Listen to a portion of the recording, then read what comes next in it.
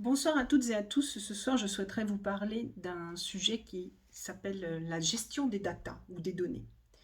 Je pense que vous avez tous entendu parler d'une application qui en son temps s'appelait Stop Covid, quelque chose comme cela, et aujourd'hui elle s'appelle Tous Anti-Covid. Donc cette application a pour but de faire en sorte de repérer la personne qui pourrait être un cas contact ou quelqu'un qui est sous Covid dans votre entourage ou lors de votre déplacement autour de la région dans laquelle vous vous déplacez. En d'autres termes, c'est une application qui vous dit là, attention, il y a quelqu'un qui est contaminé ou qui a été en contact avec une personne contaminée. Un mouchard en somme, un gros mouchard. La gestion des données est extrêmement dangereuse. Ça veut dire que si vous téléchargez cet outil sur votre téléphone et que vous mettez en place et que vous regardiez tout ce qu'il y a autour de vous, ce sont des données qui peuvent être transposées et utilisées par les personnes qui ont mis en place cette application. Donc, en somme, vous n'êtes pas maître de vos données. Ça veut dire qu'on va pomper sur votre téléphone toutes les données que vous avez, notamment les numéros de téléphone et ainsi de suite. De fait, c'est pourquoi beaucoup de personnes ont écrit en son temps à l'époque du Stop Covid de ne surtout retirer nos bases de données, notre numéro de téléphone, de façon à ce que les informations ne soient pas prises. Est-ce que vous pensez qu'il y a une différence entre cet outil, application de gestion de données de soi-disant cas contact ou quelqu'un d'infecté du Covid, avec la différence avec la croix jaune que l'on mettait aux Juifs durant la Seconde Guerre mondiale? Non, c'est même plus moderne. C'est plus sournois aussi. Donc c'est extrêmement dangereux.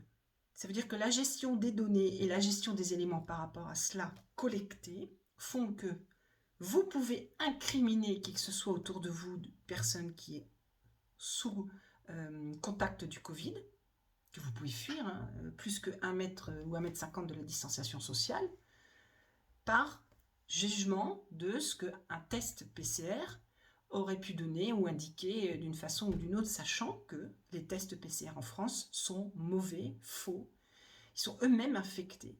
Il ne faut quand même pas oublier que il y a énormément de résultats, énormément d'éléments de scientifiques qui ont été donnés pour dire que c'est franchement une ineptie, c'est complètement aberrant ces tests-là, qui sont faux et tout est fait pour être pipé. N'oubliez pas ces deux jeunes qui n'ont pas fini leur attente dans la file pour aller se faire tester, qui sont partis et qui ont reçu chez eux le courrier comme quoi ils étaient positifs au Covid. Ils n'ont même pas eu le temps de se faire tester.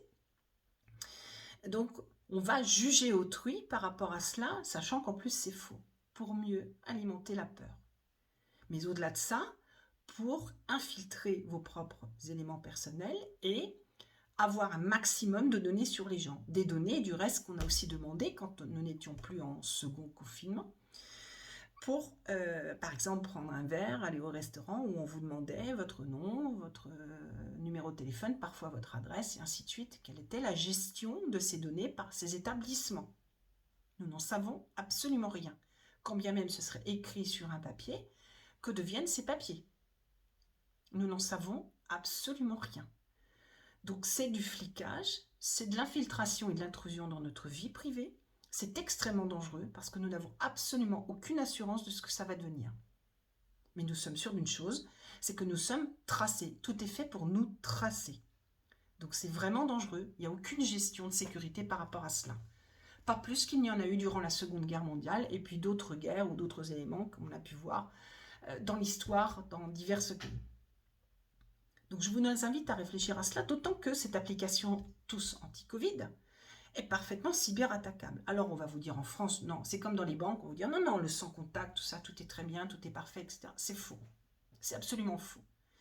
À partir du moment où vous avez un outil connecté, on n'est pas protégé, ni vous ni moi. Et que ce soit une voiture, que ce soit un drone, que ce soit une carte bancaire, que ce soit quoi que ce soit, c'est systématiquement piratable. Donc je vous invite à vraiment réfléchir, à faire très attention à tout cela, parce que c'est ultra dangereux par rapport à notre vie privée. Nous sommes vraiment impactés par tout un tas d'outils, d'applications et ainsi de suite qui entrent, intrusent dans nos vies et qui nous prennent des données sans que nous en soyons d'accord et sans que nous en ayons la liberté de savoir exactement ce qu'on va en faire. Où vont aller nos données? Qui va les traiter? Et comment vont-elles être traitées? Ça fait des années que ça existe ce genre de choses. Et pas uniquement avec cette application et d'autres. Sauf que c'était plus sournois avant. Il n'y a qu'à regarder simplement pour ceux qui sont sur Facebook comment vous gérez, comment ça se gère les algorithmes. pour vous mettre certaines publicités, et comme par hasard, c'était quelque chose que vous recherchiez sur Google pour pouvoir rechercher à acheter telle ou telle chose. Et qu'on va vous mettre la publicité qui correspond justement un petit peu soit à ce que vous pensiez acheter, soit à ce que vous vouliez acheter, soit à ce que vous recherchez sur Internet et ainsi de suite. Ces algorithmes qui fonctionnent de façon à pouvoir répondre à vos attentes que l'on a détectées dans des moteurs de recherche. Comment est-ce qu'on gère toutes ces données?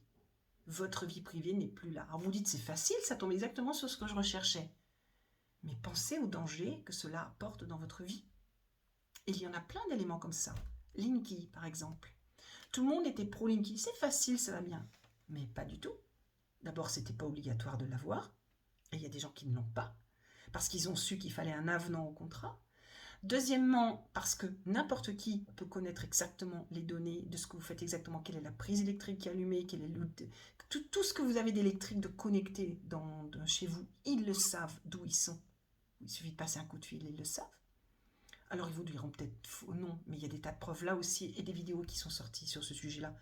Moi personnellement, je le savais bien avant ces vidéos sortent. Comment gère-t-il là encore ces données? Sans compter que quelqu'un se met avec un logiciel dans la rue en face de chez vous et le cyberattaque où il va faire un cambriolage en simplement détectant quel est votre rythme de vie dans votre maison avec Linky. Rien de plus facile. Franchement, rien de plus facile. Donc sincèrement, est-ce que vous vous rendez compte de toutes ces intrusions et ces infiltrations dans notre vie privée? On nous prend des données de partout, même pour le PCR, on prend un ensemble de données, de façon à pouvoir nous fliquer jusqu'au bout sans nous dire comment ces données sont gérées, où elles vont et qui les traite. Ça, pour moi, j'ai pas demandé à un avocat, mais je pense que c'est quand même un petit peu illégal.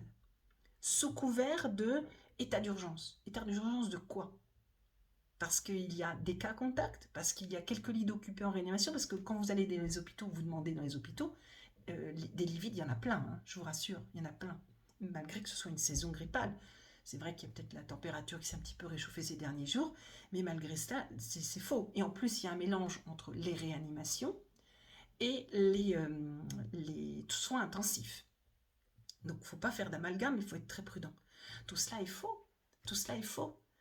Donc, est-ce que c'est vraiment l'intérêt par rapport au Covid? Bien sûr que non. Pour ceux qui sont éveillés, ils savent très bien que c'est faux et que ce n'est pas cela du tout qui se passe. Mais simplement, tous les contacts que moi j'ai reçus qui disent il faut tous se mettre sur l'application tous anti-Covid, il faut tous remplir les documents dans les bars, etc., etc., quand on n'était pas en confinement. Réfléchissez bien à ce qu'on va faire de vos données. Réfléchissez bien le flicage qu'on fait. Aimeriez-vous que quelqu'un vous dise vous êtes un cas contact, vous êtes quelqu'un qui est positif au Covid et si ça se trouve c'est faux. Mais on le dira peut-être pour semer une cisanie dans l'entourage ou pour je ne sais quelle autre raison, on pourra dire ah non, il ne faut pas aller voir ce voisin, ainsi de suite. Ne serait-ce pas une forme de délation, à votre avis? Vous en pensez quoi? Moi, je vous pose la question. Et si j'ai fait cette petite vidéo, c'est parce que je pense qu'il est très important et très intelligent, à mon sens, de vous faire réfléchir sur toute la gestion de ces données qui fuitent. Parce que celle-ci n'en est qu'une parmi tant d'autres. Quand on sait comment les cybercriminalité est, surtout comment elle est gérée, c'est extrêmement dangereux. Petit aparté, la fraude électorale dont Trump a été victime, mais il le savait, tout avait été préparé et tout a été joué avec un brio extraordinaire qui n'a de valeur qu'à la hauteur du génie qu'il est, qu'on aime ou qu'on n'aime pas l'homme, hein, je parle du travail qui a été accompli, et dans son pays, et dans cette gestion de pouvoir révéler l'ennemi par rapport aux élections, c'est une fraude électorale qui s'est faite dans le monde réel et dans le monde virtuel. Pourquoi est-ce que tous les professionnels de la cybercriminalité qui ont des organismes pompeux et ainsi de suite ne révèlent pas cette cyberattaque? Parce que pour une fois, on ne peut pas dire que c'est les Russes qui sont derrière. Je pose la question aussi. Pourquoi? Sur ce, réfléchissez bien et bonne soirée à tous. À bientôt.